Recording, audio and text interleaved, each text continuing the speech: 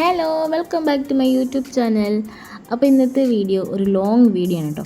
കുറേ നാളായി ലോങ് ആയിട്ടുള്ള വീഡിയോസൊക്കെ ഇട്ടിട്ട്. അപ്പോൾ ഗൈസ്, നമുക്ക് ഇന്നത്തെ വിശേഷങ്ങളെല്ലാം കാണാം. പ്രധാനപ്പെട്ട ഒരു വിശേഷം എന്ന് പറയുന്നത് ധനുമോളുടെ ഇന്ന് സ്കൂൾ തുറക്കുന്ന ദിവസമാണ്. ആദ്യമായിട്ടാണ് ഇന്ന് എൻ്റെ മോള് സ്കൂളിൽ പോകുന്നത്. അപ്പോൾ അതിൻ്റെ ഒരു ത്രില്ലിലാണ്. എനിക്കാണെങ്കിൽ സന്തോഷവും വരുന്നുണ്ട്, സങ്കടവും വരുന്നുണ്ട്. ഫസ്റ്റ് ടൈം ആയതുകൊണ്ടായിരിക്കാം എത്ര പെട്ടെന്നാണ് 4 വർഷം പോയത്. എനിക്കാണെങ്കിൽ സ്കൂളിൽ എത്തേണ്ട സമയമാകും തോറും എനിക്ക് നല്ല ടെൻഷനും സങ്കടവും എല്ലാം കൂടെ വരുന്നുണ്ട്. എന്താണെന്ന് എനിക്കറിയത്തില്ല. അതിൻ്റെ ഇടയിൽ നല്ല മഴയും. 9-9:30 മണിക്കാണ് സ്കൂളിൽ പ്രോഗ്രാം സ്റ്റാർട്ട് ചെയ്യുന്നത്. ആ ഒരു കറക്റ്റ് ടൈമിലെങ്കിലും പോകാൻ പറ്റണമെന്നാണ് പ്രാർത്ഥിക്കുന്നത്. കാരണം ഇങ്ങനെ മഴ ഇങ്ങനെ പെയ്തുകൊണ്ടിരിക്കുവാണ്. മോളെ നല്ല സുന്ദരിയായിട്ട് റെഡിയാക്കിയിട്ട് ഞാൻ പോയി റെഡിയായി. ഇനി ചേട്ടനെയാണ് വെയിറ്റ് ചെയ്യുന്നത്. ചേട്ടൻ അമ്പലത്തിൽ നിന്ന് പെട്ടെന്ന് വന്നു. ഞങ്ങൾ പെട്ടെന്ന് തന്നെ ഇറങ്ങുന്നതിന് മുന്നേ എൻ്റെയും അമ്മയുടെയും ചേട്ടൻ്റെ കാലിലൊക്കെ തൊട്ട് തൊഴുന്നുണ്ട്. പക്ഷേ ഇവരുടെ കാലിൽ തൊട്ട് വീഴുന്ന വീഡിയോ മാത്രം ആ ടൈമിൽ ഓണായില്ല. പക്ഷേ എൻ്റെ കാലിൽ തൊട്ട് വീഴുന്ന മാത്രം ആ കറക്റ്റ് ടൈമിൽ ഓണായി. സമയം താമസിച്ചെന്നും പറഞ്ഞ് വെപ്രാളം കൊണ്ടാണ് ഇങ്ങനെയൊക്കെ സംഭവിച്ചു പോയത്. അങ്ങനെ ഞങ്ങൾ ഓട്ടോ വിളിച്ചാണ് പോകുന്നത്. ധനുസ് എത്തി നോക്കുന്നുണ്ട്. സ്കൂൾ എത്താറായപ്പോൾ പാവം കൊച്ചു നല്ല ടെൻഷൻ ഉണ്ടാകുന്നു. എനിക്കാണെങ്കിൽ നല്ല ടെൻഷൻ. അങ്ങനെ സ്കൂളിലെത്തി. ധനുവിനെ ചേർത്തത് മദർ ഇന്ത്യ സ്കൂളിലാണ് ചേർത്തത്. ഫസ്റ്റ് ഡേ തന്നെ എല്ലാവരോടും യൂണിഫോം ഇടാൻ തന്നെയാണ് പറഞ്ഞിരിക്കുന്നത്. മോളാണെങ്കിൽ എൻ്റെ അടുത്ത് ഒരുപാട് ചോദ്യങ്ങൾ ഇങ്ങനെ ചോദിച്ചുകൊണ്ട് പോവുകയാണ്. അമ്മ എന്നെ ഇവിടെ നിർത്തിയിട്ട് തിരിച്ചു പോകുമോ, എൻ്റെ അടുത്ത് ഇരിക്കുമോ എന്നൊക്കെ ഒരുപാട് ക്വസ്റ്റ്യൻസ് ഇങ്ങനെ ചോദിച്ചുകൊണ്ടിരിക്കുന്നു. കൊച്ചിൻ്റെ ചോദ്യങ്ങളൊക്കെ കേട്ട് ഞാനാണെങ്കിൽ വിഷമിച്ച് തരിപ്പണായിട്ട് ഇരിക്കുന്നു. പക്ഷെ ഞാൻ അതൊന്നും ഫേസിൽ കാണിക്കത്തില്ല. ഞാൻ ഫുള്ളും വിഷമിച്ചിരുന്നാൽ പിന്നെ കൊച്ചും അതേപോലെ വിഷമിച്ചിരിക്കും. അതുകൊണ്ട് ഞാൻ ഫേസിൽ നല്ല ഹാപ്പി ആയിട്ട് ഇങ്ങനെ ചിരിച്ചുകൊണ്ടിരിക്കുകയാണ്. ഞങ്ങൾ വന്നപ്പോൾ മോളെ ഫ്രണ്ടിൽ കൊണ്ട് ഇരുത്തി. എന്നിട്ട് ഞങ്ങൾ പുറകിലാണ് കേട്ടോ ഇരിക്കേണ്ടത്. കുട്ടികൾ ഫ്രണ്ടിലും പാരൻസ് എല്ലാം പുറകിലും. അവൾ ഫ്രണ്ടിൽ പോയിരുന്നപ്പോഴേ എനിക്കാണെങ്കിൽ നല്ല ടെൻഷൻ. അവൾ കരയുമോ. പക്ഷെ അവൾ നല്ല ഹാപ്പി ആയിരുന്നു. അവൾ കരഞ്ഞാലും കരഞ്ഞില്ലെങ്കിലും ഞാൻ ഇരുന്ന് കരയും. ഞാൻ ഈ ഒരു ടൈമിലൊക്കെ നന്നായിട്ടിരുന്ന് കരഞ്ഞുകൊണ്ടിരിക്കുവാണ്. പിന്നെ ഒരു ടവലുള്ളതുകൊണ്ട് അതൊന്നും ആരെയും ശ്രദ്ധിച്ചതുമില്ല, കണ്ടതുമില്ല. കാരണം എനിക്കത് ഒട്ടും കൺട്രോൾ ചെയ്യാൻ പറ്റത്തില്ല. മോളെ ഇങ്ങനെ തിരിഞ്ഞ് നോക്കും തോറും ഞാൻ ഇവിടെ ഇരുന്ന് തകർത്ത് കരഞ്ഞുകൊണ്ടിരിക്കുവാണ്. കയ്യിൽ ടവലുള്ളത് കൊണ്ട് ഇതാരും കണ്ടതുമില്ല, ശ്രദ്ധിച്ചതുമില്ല. അത് എൻ്റെ ഭാഗ്യം. ചേട്ടൻ ഇവിടെ ഇരുന്ന് കളിയാക്കിക്കൊണ്ടിരിക്കുന്നു, ചിരിച്ചുകൊണ്ടിരിക്കുന്നു, എന്നെ സമാധാനിപ്പിച്ചുകൊണ്ടിരിക്കുന്നു. മോൾക്ക് ധൈര്യം കൊടുക്കാനുള്ള അമ്മ ഇരുന്ന് കരയില്ലേ എന്നും പറഞ്ഞ് സമാധാനിപ്പിച്ചുകൊണ്ടിരിക്കുവാണ് ചേട്ടൻ്റെ. പ്രോഗ്രാം സ്റ്റാർട്ട് ചെയ്തപ്പോഴാണ് ഒരു സമാധാനമായത്. മോള് ഈ ഡാൻസിൽ ശ്രദ്ധിച്ചിരുന്നോളും. അപ്പോൾ ഞാൻ നല്ല ഹാപ്പിയായി. പിന്നെ കുറച്ച് പ്രോഗ്രാംസ് കണ്ടാലോ.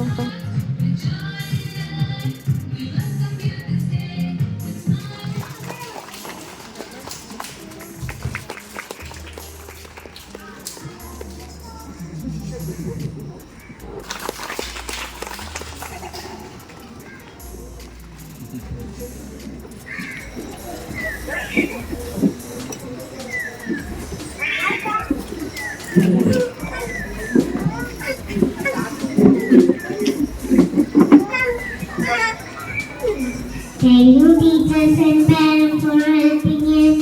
We will study.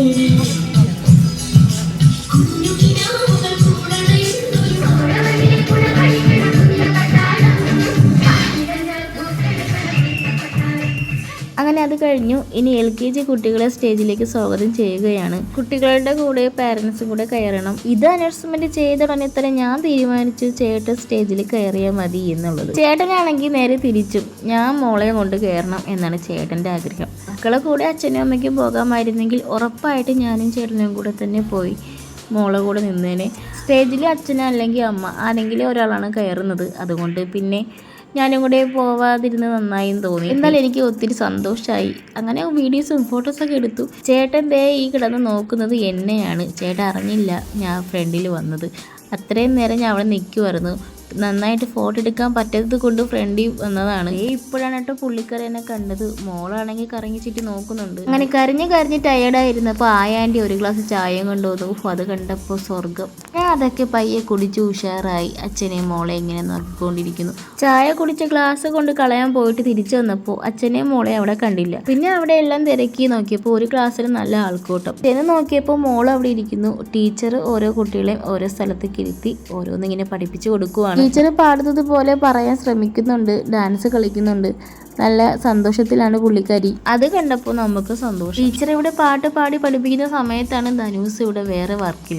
ചേട്ടൻ പറഞ്ഞിട്ട് അങ്ങനെ എഴുന്നേറ്റ് നിന്നു. പിന്നെ ടീച്ചർ പറയുന്നത് പോലെ അതുപോലെ കാണിക്കുവാണ്. പാട്ട് പാടിയതിനു ശേഷം എന്താതെ പിന്നെയും വർക്കിൽ. അവൾക്ക് ഇതുപോലെ എന്തെങ്കിലും വർക്കുകൾ ഇങ്ങനെ ചെയ്തുകൊണ്ടിരിക്കണം. വീട്ടിലായാലും ഇങ്ങനെ തന്നെയാണ്. പിന്നെ ടീച്ചേഴ്സ് കുറച്ച് കാര്യങ്ങളൊക്കെ പറഞ്ഞു, ഫുഡിനെ പറ്റിയും കൊണ്ടുവരുന്ന ടെസ്റ്റിനെ പറ്റിയും അങ്ങനെ കുറേ കാര്യങ്ങളൊക്കെ പറഞ്ഞു. 10-11 മണിക്ക് കഴിക്കാനായിട്ട് ലൈറ്റായിട്ട് എന്തെങ്കിലും കൊണ്ടുവരാൻ പറഞ്ഞിട്ടുണ്ടായിരുന്നു. ഇവൾക്ക് ഈ ഒരു മുന്തിരി ഭയങ്കര ഇഷ്ടമാണ്, അതുകൊണ്ട് ഞാൻ മുന്തിരിയാണ് എടുത്തിട്ടുള്ളത്. പിന്നെ ഞങ്ങൾക്ക് ടീച്ചറിൻ്റെ അടുത്ത് കുറച്ച് സംശയങ്ങളൊക്കെ ചോദിക്കാനുണ്ടായിരുന്നു, അതൊക്കെ ചോദിച്ചു.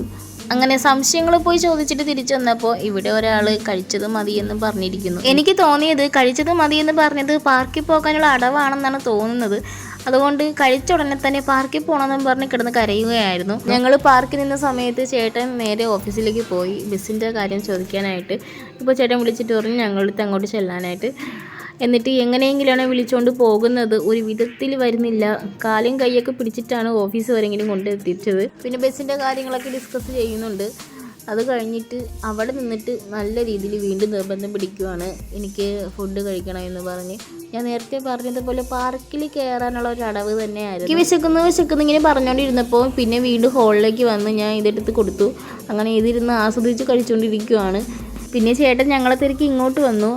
ബസ്സിൻ്റെ കാര്യങ്ങളെല്ലാം സംസാരിച്ചു. വീണ്ടും ധനുവിന് പാർക്കിൽ പോകണമെന്നാണ് പറയുന്നത്. വെക്കേഷൻ ടൈമിൽ കൂടെ പാർക്കിൽ കൊണ്ടുപോകുമായിരുന്നു കേട്ടോ. അപ്പോൾ അതിൽ കയറി നല്ല ശീലമുണ്ട്. അതുകൊണ്ട് ഞങ്ങൾ ഓടി എത്തുന്ന മുന്നേ തനിയെ സ്റ്റെപ്പൊക്കെ കയറി മുകളിൽ റെഡിയായിട്ട് ഇരിക്കുവാണ്. എന്നിട്ട് പകുതി എത്തിയപ്പോൾ പറഞ്ഞു എനിക്ക് പേടിയാവുന്നു എന്ന് പറഞ്ഞു. എനിക്ക് പേടിയാകുന്നു എന്ന് പറയുന്നെങ്കിലും വീണ്ടും പോയി കയറുകയാണ്. എന്നിട്ട് മലകളിൽ കയറി തപസ്സിരിക്കുന്നത് പോലെ മുകളിൽ പോയി ഇരിക്കുവാണ്, ഇറങ്ങാൻ വയ്യാതെ. ഫുള്ളും പേടിയായിപ്പോയി.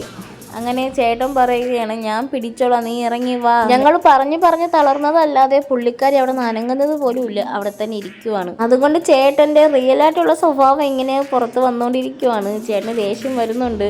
അങ്ങനെ എങ്ങനെയെങ്കിലും പറഞ്ഞതേ പുള്ളിക്കാരി ഇറങ്ങി വരുന്നുണ്ട്.